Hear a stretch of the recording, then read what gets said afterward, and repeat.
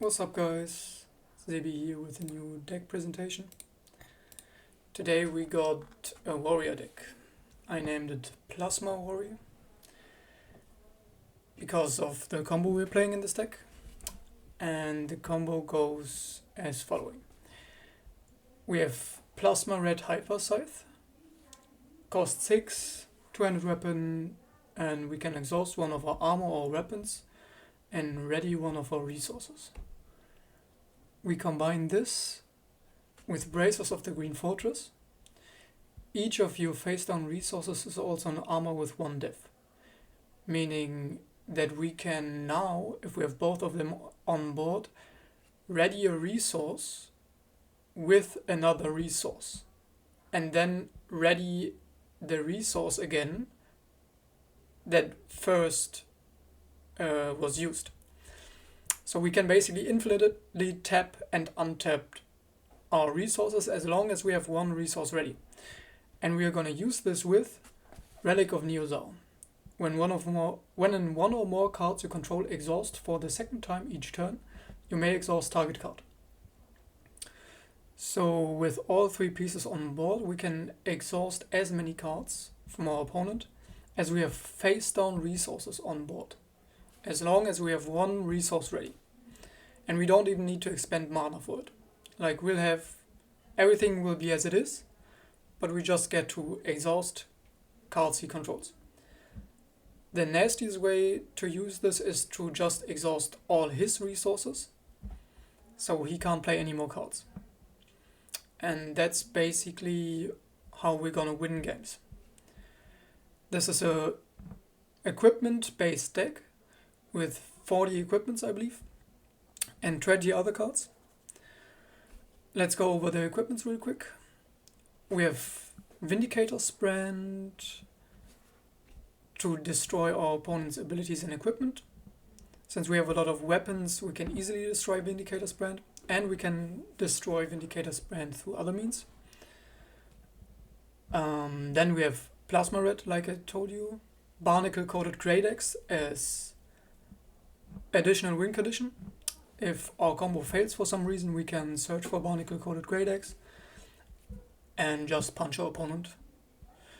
Works especially well with Bracers of the Green Fortress as well, since we have a lot of equipment and we can play the codex for like ideally 0 mana and can go up to, I've seen 15, 16, 80k. So we can pack quite a punch with this weapon. Then Hailstorm. This one is for dealing with a lot of allies.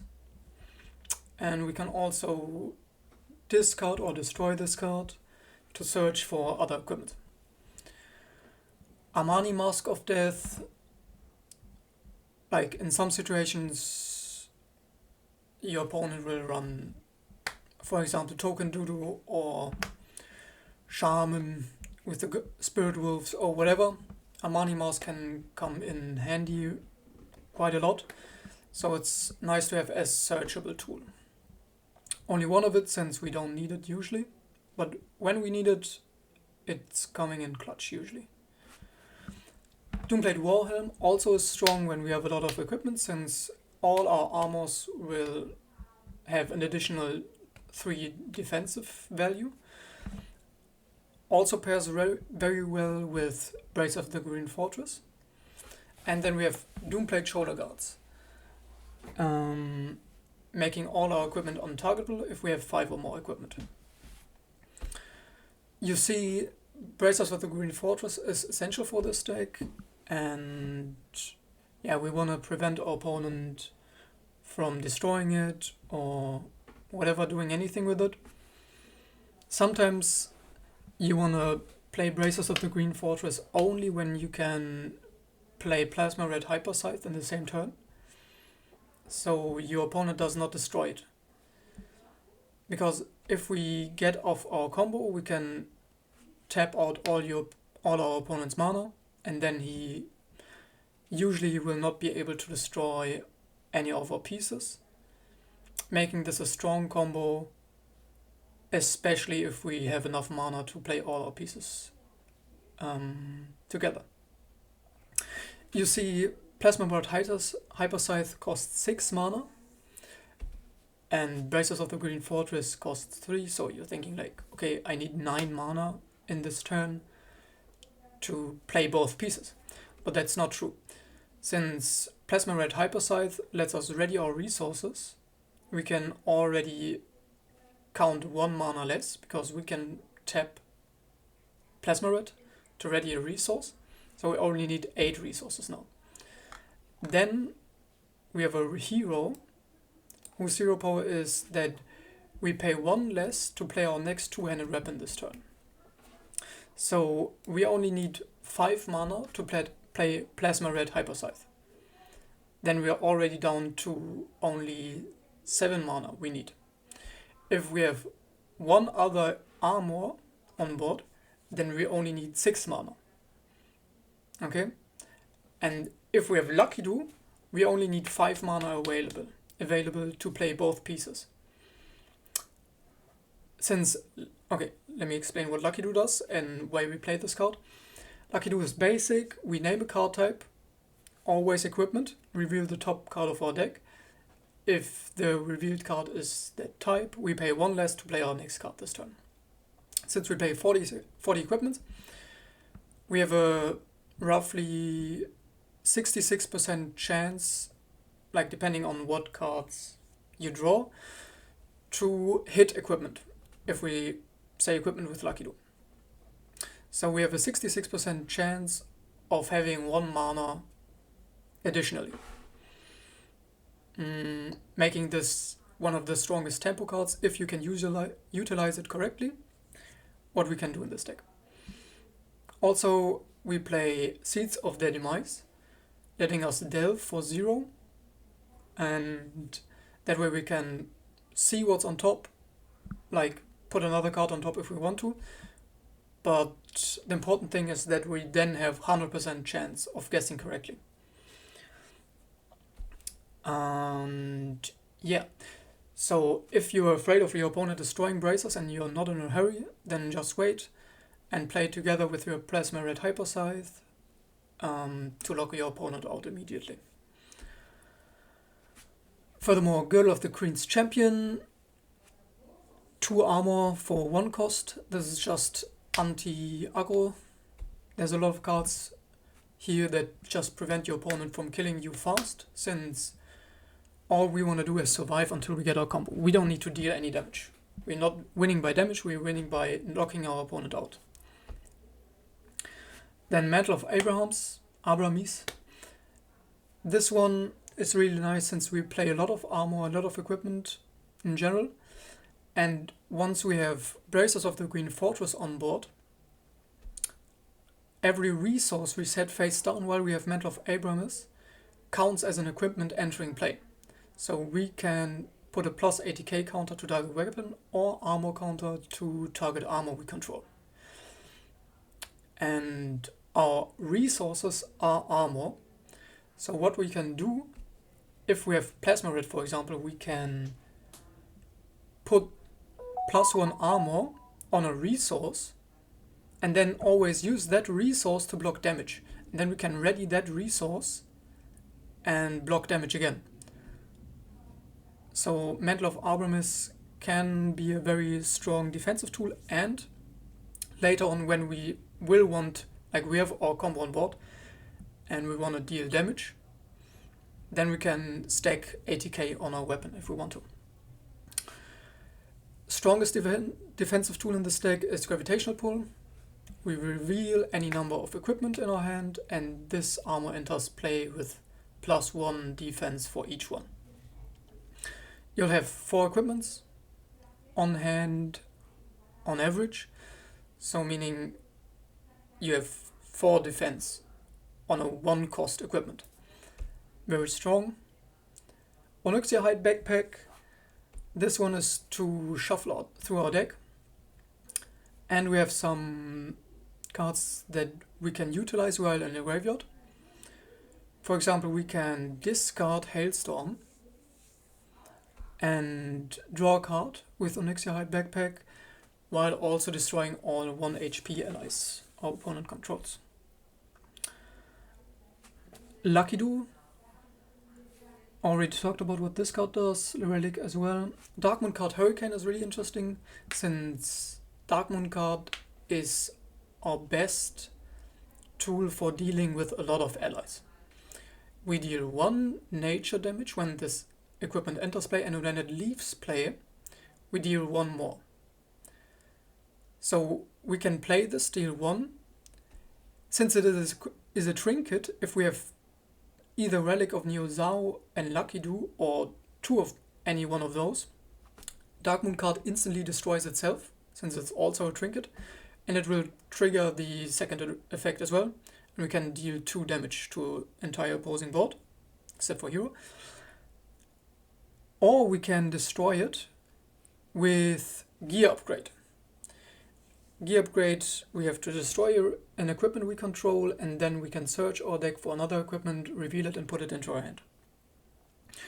Works really nice with Dark Moon card, with Hailstorm, and with Vindicator's Brand. We play 1 of Lei Shen as an additional win condition as well, so we have 3 different win conditions. Either we punch our opponent with Barnacle Coated Great Axe, or we can stack a lot of damage and armor with Lei Shen, also giving us nature resistance, coming clutch against, for example, Druid decks or some Hunter decks. So Lei Shen, yeah, just one off, since we usually want to combo and Lei Shen doesn't do anything for our combo. Then second search tool is Keys to the Armory. We can pay 2 and search for target equipment, reveal it and put it into our hand, making it 8 cards with which we can search any equipment. And all 3 tools we need for our combo, all are equipment. So this deck is very, very reliable in getting its combo. Usually getting a 3-way combo is not so easy, but in this deck it's very, very easy to attain. The only thing you have to worry about is dying beforehand. And that's why we play a lot of armor, that's why we play Dark Moon card Hurricane and Hailstorm, to just not die before we get our combo off. Another really strong card is Forgotten Armory. We can put an equipment on board if it costs less than the amount of equipment we have on board. So if we have Blazers of the Green Fortress again, let's say we have 6 equipment in total, then we can play Forgotten Armory and get a Plasma Red Hyper Scythe from our graveyard onto the board instantly for 2 mana. And if we know that's a game plan, we can just discard it beforehand with Onyxiate Backpack. So there's a lot of different ways this deck plays out every game, depending on what you draw and what your opponent has. Lastly, Securing the Ramparts. This is our only card draw basically, and you need a weapon, armor and item to complete it. We have a lot of weapons, armors and items, so it shouldn't be hard to be able to use this quest. But sometimes, keep in mind, you will want to set this face down, depending on the game state. For example, we can only tap as many resources as we have face down resources. So as long as we have a face up resource like Securing the Ramparts, we can tap 1 card less with our combo. Seeds is really great since it costs 0 to complete, so we don't have to worry about setting it face down. We can always set this face up. Sometimes you want to set it face down to trigger the Mantle of Abramus if we have Bracers of the Green Fortress, but that's a very niche application. We also only run 8 quests because we want to have as many equipment as we can for once, so we have a lot of different targets for our search abilities depending on the game state. And second reason is Lucky Do. Lucky Do is only really useful if we have a lot of equipment.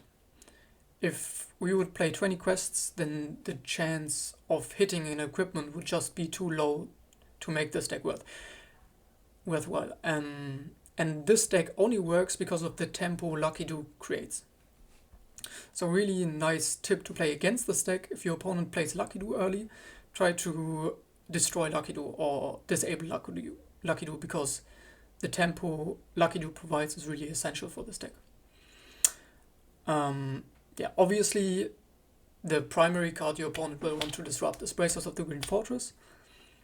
So try to prevent your opponent from dealing with this card, either by playing Doomblade Shoulder Guards or by, if your opponent has, for example, Mage, he won't be able to destroy Bracers usually, so you can just use Vindicator's Brand to destroy his spell suppressions or Voodoo Masks, whatever. And yeah, there we have it. Sideboard is 3 punctures if you run into really strong allies. Tombkeepers, like if we have an opposing deck that wants to play around his graveyard a lot. Then Star Shatter as an additional tool. Especially this is useful if your opponent runs a Voodoo Mask and Voodoo Masks your Vindicator's Brand, then you don't have any more removal.